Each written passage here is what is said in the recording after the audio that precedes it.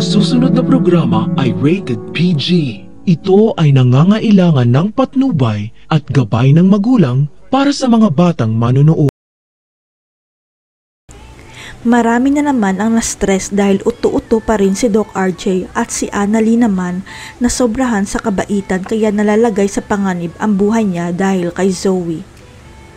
Hindi makakapayag si Zoe na maging masaya ang tunay na mag-amang Doc RJ at Annalyn dahil para sa kanya siya lang ang tunay na anak ni RJ kahit nagpapanggap lang siya.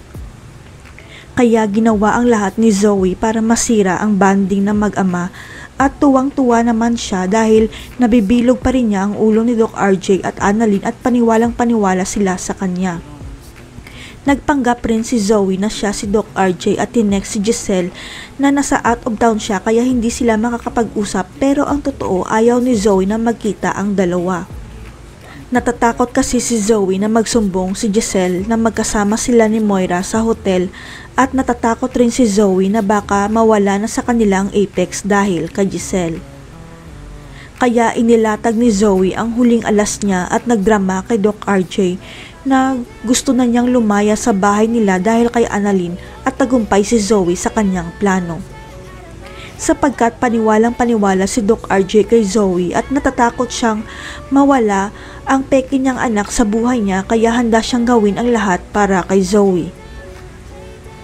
Nang makita ni Zoe na handang gawin ni Doc RJ ang lahat para sa kanya, nakiusap si Zoe na patawarin ang mami niya at hindi na sampahan pa ng kaso si Moira.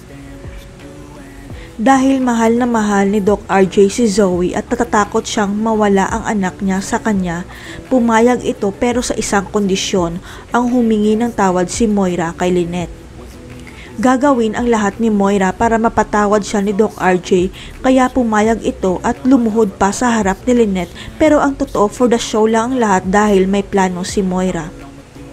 Kailangan ni Moira na may access pa rin kay Doc RJ kaya kailangan niya maibalik ang tiwala sa kanya ni Doc RJ hanggat hindi pa nabubuking ang isa pa nilang sikreto.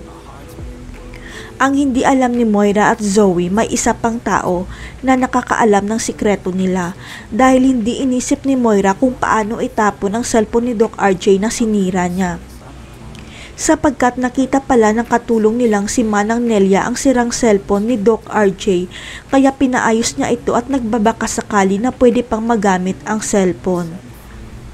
Hindi inaasahan ni Manang Nelia na makikita niya ang video ni Doc RJ at laking gulat niya sa sinabi nitong hindi niya pala tunay na anak si Zoe kundi si Annalyn lang.